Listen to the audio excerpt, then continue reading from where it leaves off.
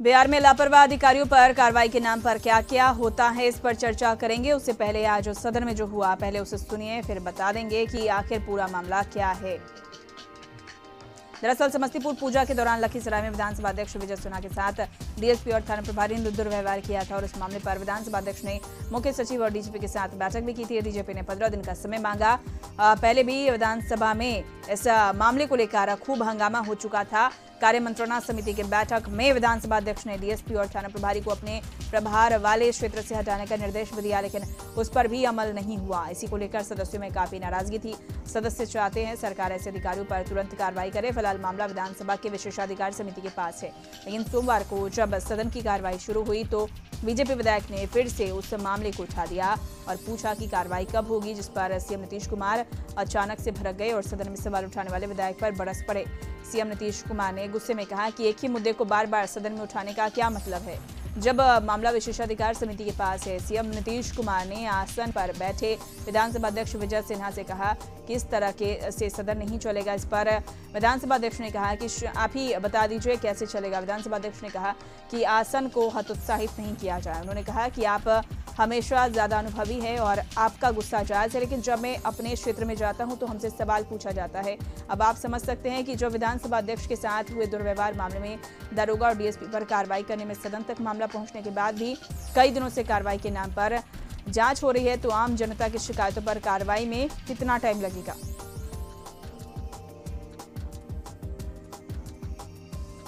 झारखंड विधानसभा के बजट सत्र की कार्यवाही के सीएम प्रश्नोत्तर काल के दौरान सदस्यों ने सीएम हेमंत सोरेन से सीधे सवाल किए। आजसू के लंबोदर महतो ने राज्य में पंचायत चुनाव को लेकर सवाल पूछते हुए कहा कि बिना ओबीसी आरक्षण पर फैसला हुए पंचायत चुनाव कराना सही नहीं, इसलिए राज्य सरकार को सुप्रीम कोर्ट के फैसले का इंतजार करना चाहिए। और इसके जवाब में सीएम हेमंत सोरेन ने कहा कि पंचायती चुनाव में कोरोना को लेकर पहले ही काफी देरी हो चुकी है, ऐसे में अब पंचायत चुनाव में देरी कराना सही नहीं है।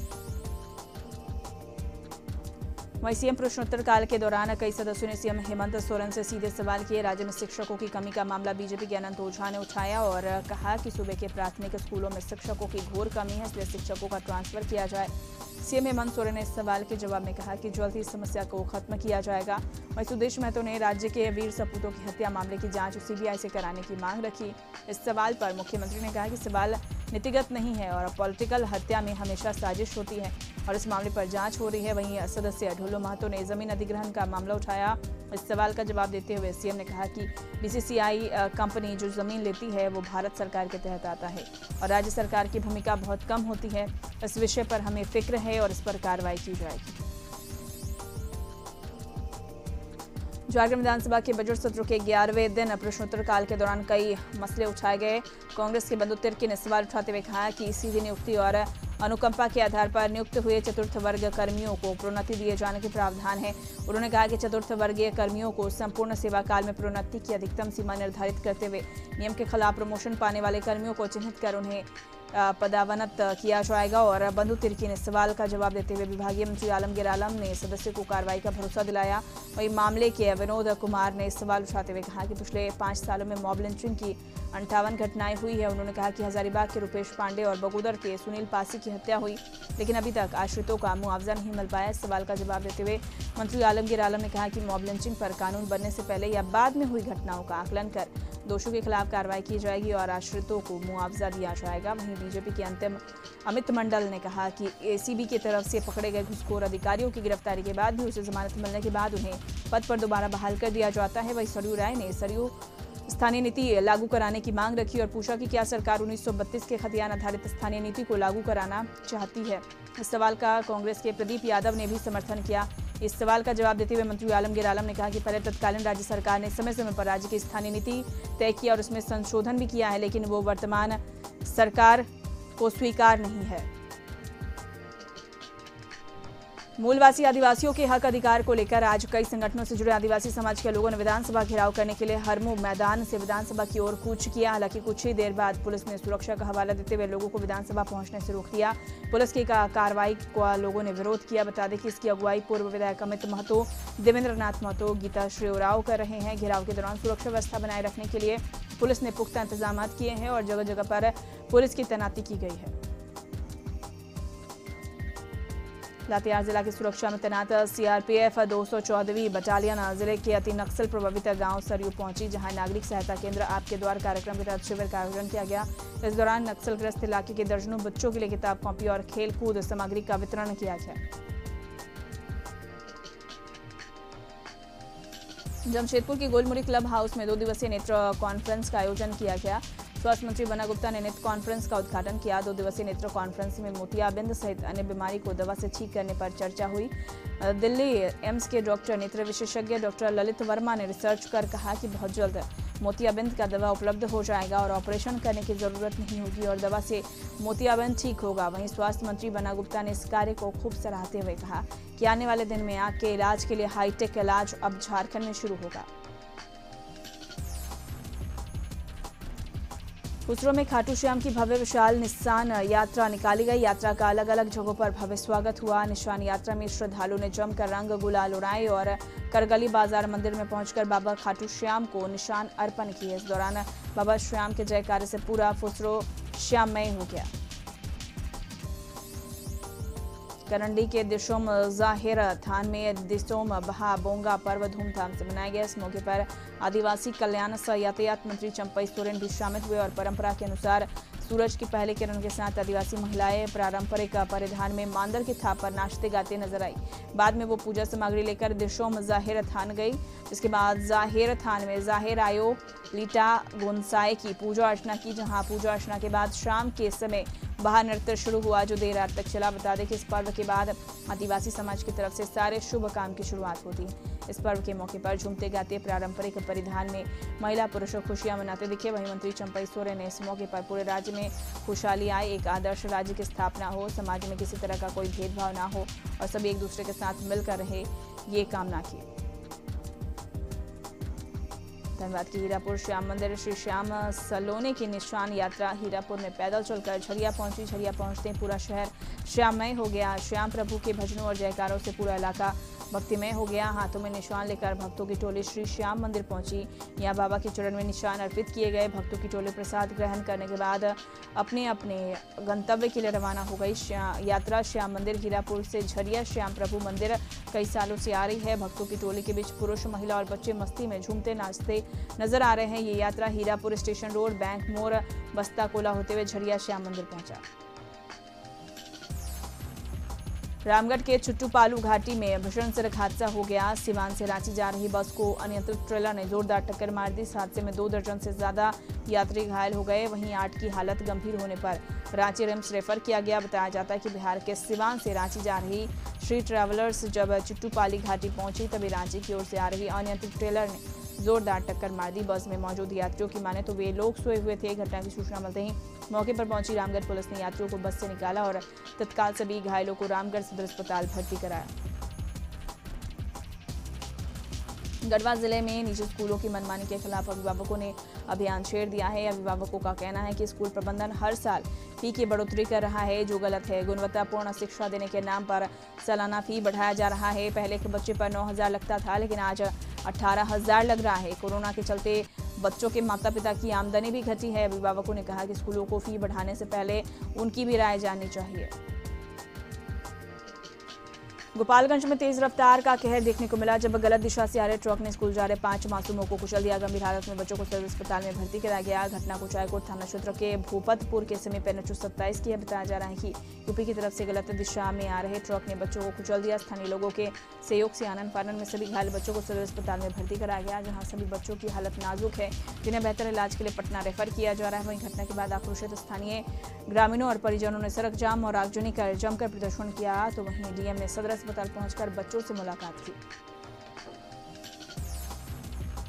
समस्तीपुर के रोसड़ा में बल्लीपुर पंचायत के बहादुरपुर गांव के समीप रविवार देर रात्रि असंतुलित होकर नमक लदा हुआ ट्रक पानी भरे गड्ढे में जा पलटा। घटना के बाद चालक और उपचालक को बाल किसी तरह स्थानीय लोगों की मदद से बचा लिया गया। स्थानीय लोगों ने बताया कि वैशाली जिले से नमक लदा हुआ एक ट्रक निर्मली जा रहा था। समस्तीपुर शिवाजी नगर पथ मार्ग निर्माण होने के कारण रास्ता बंद था। रात के समय होने के कारण ट्रक चालक रूट बदलकर निर्मली जा रहा था और इसी दौरान अचानक असंतुलित होकर ट्रक पलट गया। बेगूसराय में तेज रफ्तार स्कॉर्पियो वाहन ने सड़क किनारे 10 वर्षीय बच्चे को कुचल दिया, जिससे उसकी मौके पर ही मौत हो गई। घटना से नाराज लोगों ने शव के साथ गढ़पुरा मंझौल सड़क को जाम कर दिया। घटना गढ़पुरा थाना क्षेत्रों के सकड़ा गांव के निकट की है। बताया जाता है कि राम विजय यादव का 10 वर्षीय पुत्र विक्की कुमार घर के पास सड़क किनारे खड़ा था, तभी तेज रफ्तार स्कॉर्पियो वाहन ने उसे रॉन्ग साइड में जाकर कुचल दिया। लोकसभा में आज एक बार फिर से जेडीयू सांसद ललन सिंह ने बिहार को विशेष राज्य के दर्जे की मांग की।